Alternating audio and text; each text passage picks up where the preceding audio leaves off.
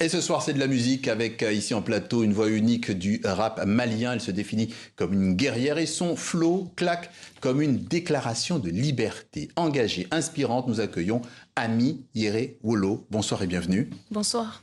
Vous situez votre musique comme une fusion teintée de hip-hop, de musique mandingue. On va voir concrètement à quoi ça correspond avec l'un de vos tubes, le clip Je gère. C'était il y a 4 ans et puis on revient vers vous. Merci.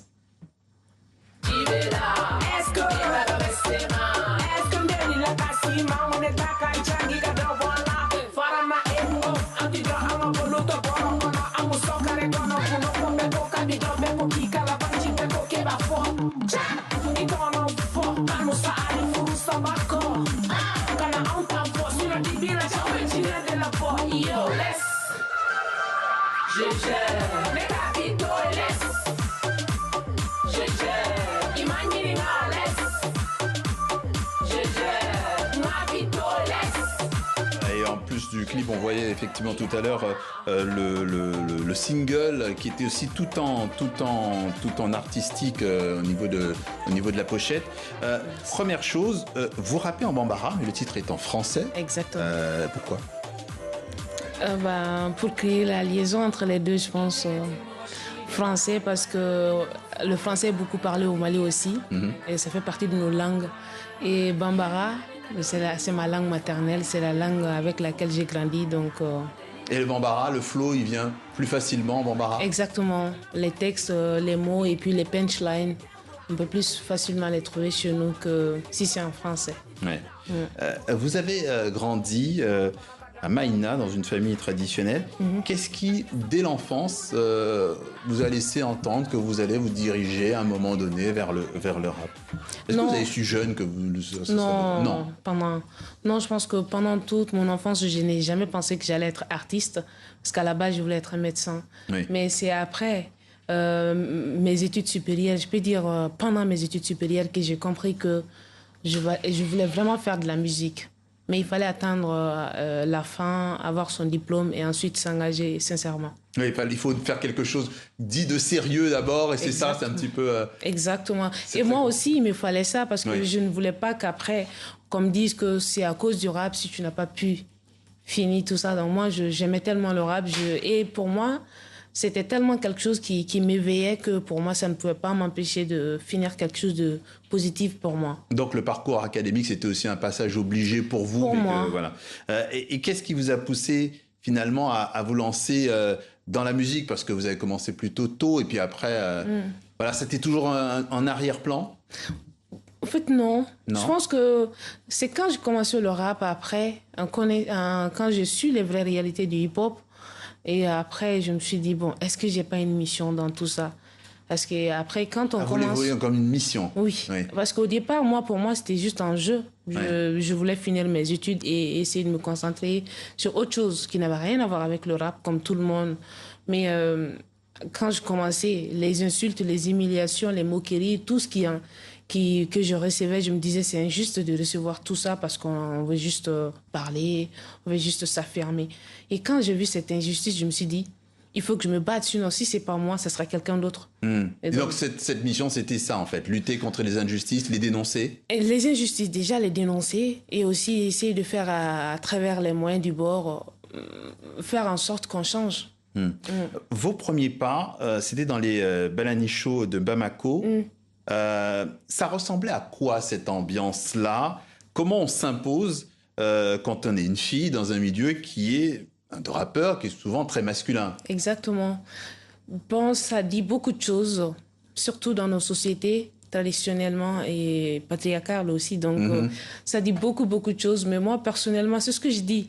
Je voulais aussi essayer de montrer une autre image de la femme. Parce je pense qu'on avait une image de la femme qui était cette femme au foyer, qui devait toujours faire la même chose.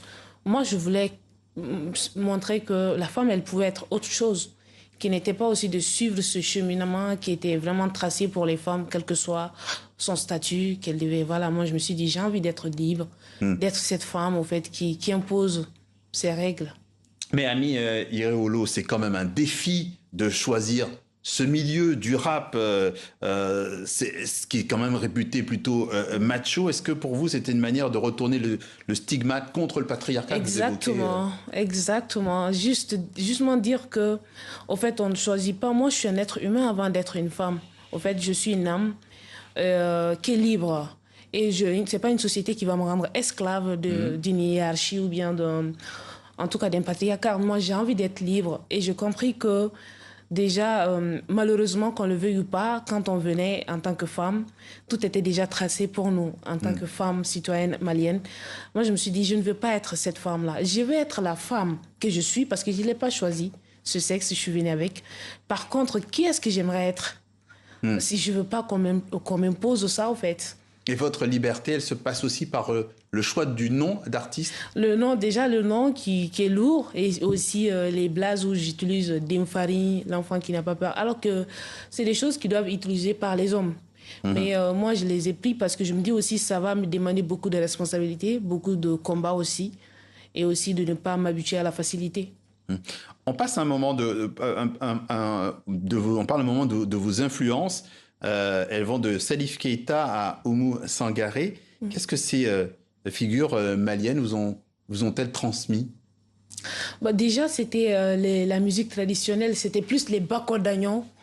Ça, c'est des personnes qui m'ont beaucoup transmis la loyauté, je peux dire, à travers la musique, la sincérité de l'âme. Voilà, c'est des choses que j'ai apprises. Et vous avez eu 3 albums, autant d'étapes clés dans votre vie. Naissance en 2014, on a l'impression que c'est une naissance ou une renaissance? La naissance. Ouais. C'était la naissance. Ouais.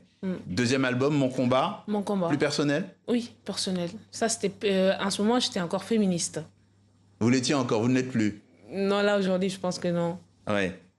Parce que, alors, on va passer rapidement sur le 3e album. Il y a déjà le 4e qui arrive bientôt. Il s'appelle Maya. Oui. Ça veut dire humanité. Humanité. C'est la fin du féminisme, c'est l'humanité, c'est ça que vous dites? Exactement, c'est l'humanisme maintenant. Ouais. Parlez-nous de cet opus, de ce nouvel opus. C'est un album de 10 titres qui sortira bientôt, début 2026, si tout va bien. Et donc, il y aura un featuring avec le grand frère Djamoko, qui est un reggaeman, et un featuring avec une rappeuse sénégalaise aussi. C'est énergique, c'est mandingue, et c'est vraiment des flots d'infarine. Et il y a déjà un premier clip qui est sorti en avril. On regarde un extrait du clip et on revient vers vous.